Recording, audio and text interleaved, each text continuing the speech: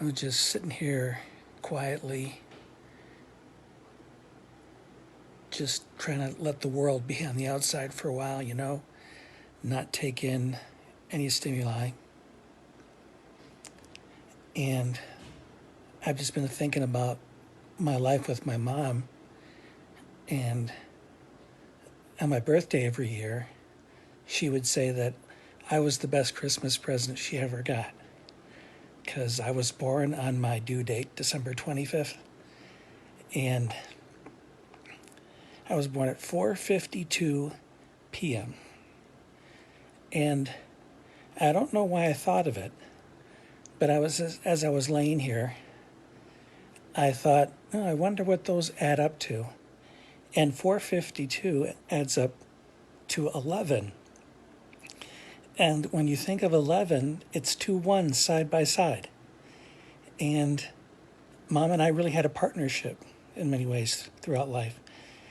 There were some instances where I knew, and she kind of made it known that she was living vicariously through me in some ways. Mom always wanted to be on a stage. I mean, you could tell with her very boisterous personality and her very extroverted ways. And one of my brothers is a profoundly gifted drummer, and I did a lot of acting when I was a kid. And Mom was behind me 100%. There was like no hesitation. Whatever she needed to do to get us to our practices, to indulge our gifts and our interests, she always made sure it happened. And, my folks did not have a lot growing up. They had high school educations, and they were able to create their own business and run it together for well over 20 years and raise us four kids on it. And Mom had raging ADHD, and my dad has Asperger's. So it's no doubt where I came from. And they managed to raise three neurodivergent sons. And trust me, it was a piece of Picasso art, to say the least, their parenting style. And they didn't know what the heck they were doing as far as parenting goes, but what parent does. And they didn't know they were neurodivergent. So they didn't have the skills to even manage themselves. And then they had to manage us too. And yeah, I mean, a lot of my life at home felt like I survived it. But looking back on it, I realized that, holy cow, Ma, look what you pulled off. We got out of there alive. There, as difficult as it was growing up, there was a lot of laughter in the house. There was an encouragement of creativity for all of us. Mom with her painting and ceramics, and my dad with his woodworking and his ability to fix just about anything. And they've always modeled that for us. Embrace your creativity. Be excited about it. She was always going to these art classes and whatnot. And I guess my creativity isn't something I've ever felt a need to hide. And I think she played a great role in that. And I don't have the artistic gift she does as far as painting and whatnot, but my boys have it. And it's wonderful to see them want to paint and want to draw. And I know that the next time they create something, it's going to be some of the gift their grandmother gave them. So that's something that's going to be able to carry on.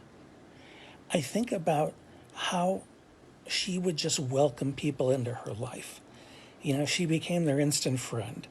She'd want to give them a hug. She'd want to get together.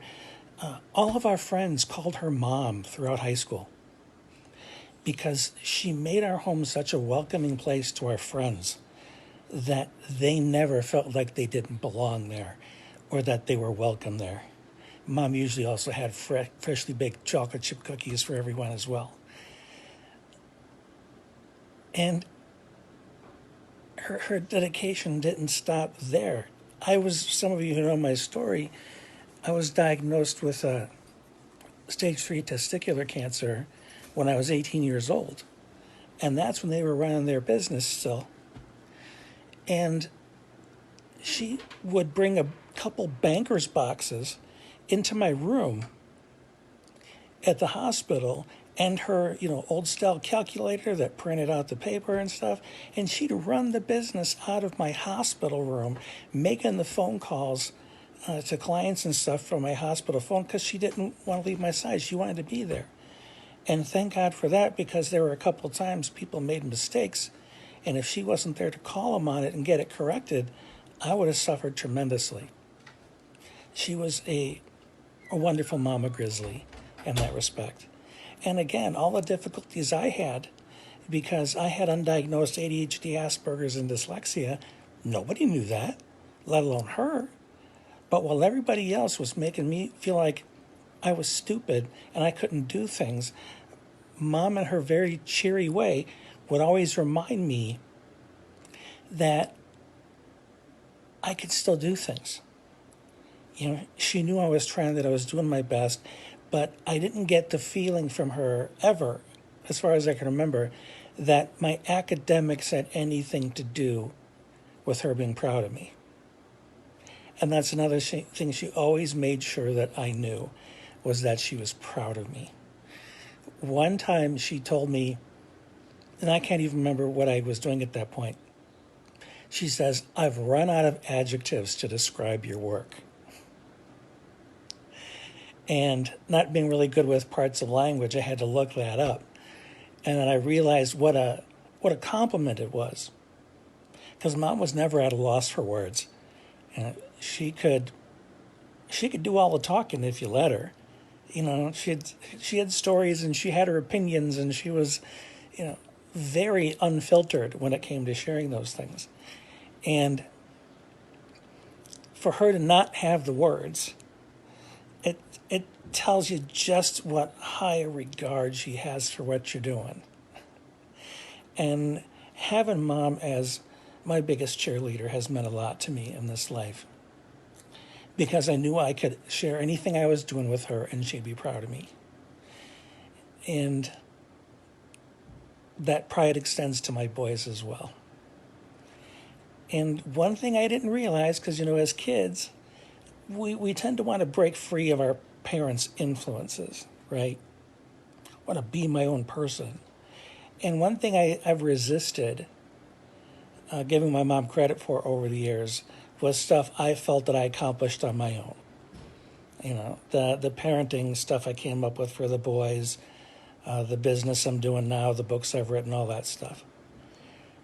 But then somebody mentioned, I shared a picture of Mom yesterday, and somebody said, "You have her smile." And I looked at the picture, and I could see it. And that's nothing anybody's ever told me before. It's definitely not an observation I made. So I'm thinking, if something that personal, like a smile, could be gifted from her, what else has she gifted me with? And I think that one of the many things is that genuine wanting to connect with people in a deep way. That wanting to be positive, the wanting to laugh with people, the wanting to get together and just enjoy people's company. She's volunteered with stuff over the years, and I have this passion for service and community, and Mom always wanted to be in the middle of things socially. So I get a lot more from her than I ever gave her credit for.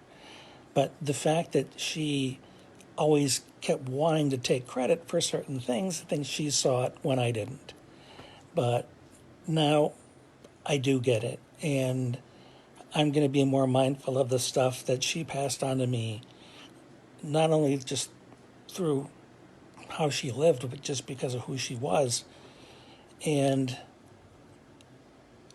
when I do notice those things, I'm going to feel them with a tremendously bigger gratitude than I've had before, because now it's not just I'm grateful for having those abilities, I'm grateful that I got them from Mom. So that's all I want to say for now. I just wanted to share some thoughts. Thank you, everybody, for all the support you've been giving me and my family. It means everything. Take care of yourselves. And don't ever let a person that you care about forget that you love them. Take care.